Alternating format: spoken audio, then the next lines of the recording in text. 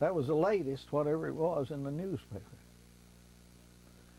Now, Yeah. I want you to tell us about how you remember what was going on during the Scopes trial, and also if you can make two stories in one. If you can tell us about the Scopes trial and how you remember that, and also about Lindbergh's kidnapping of his little baby boy. Yeah.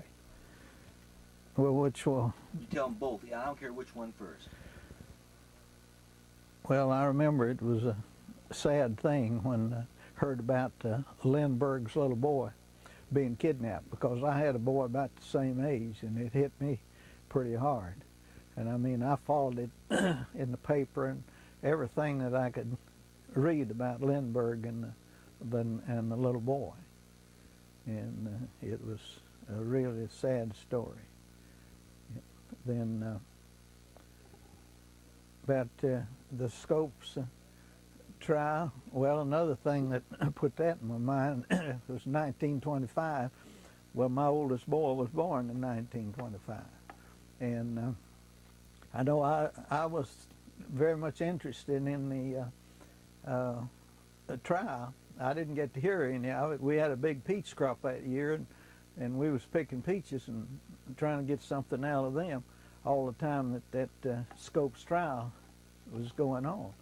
But I knew all about it and heard all about it.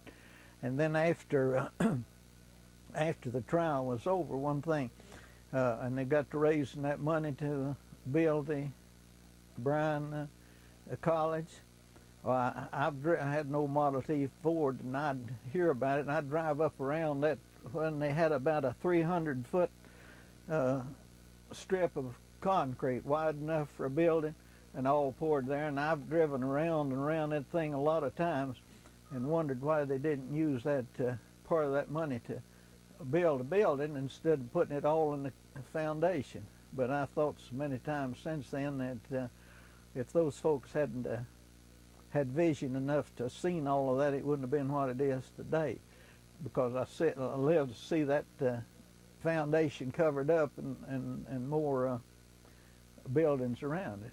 Okay, one final thing, don't mean to interrupt, but one final thing you might include, going back to the Scopes trial just for a second, how did most people feel about it back there then?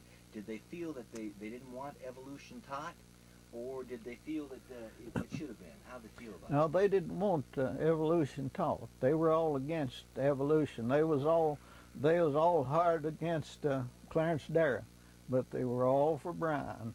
Bryan was it with everybody around.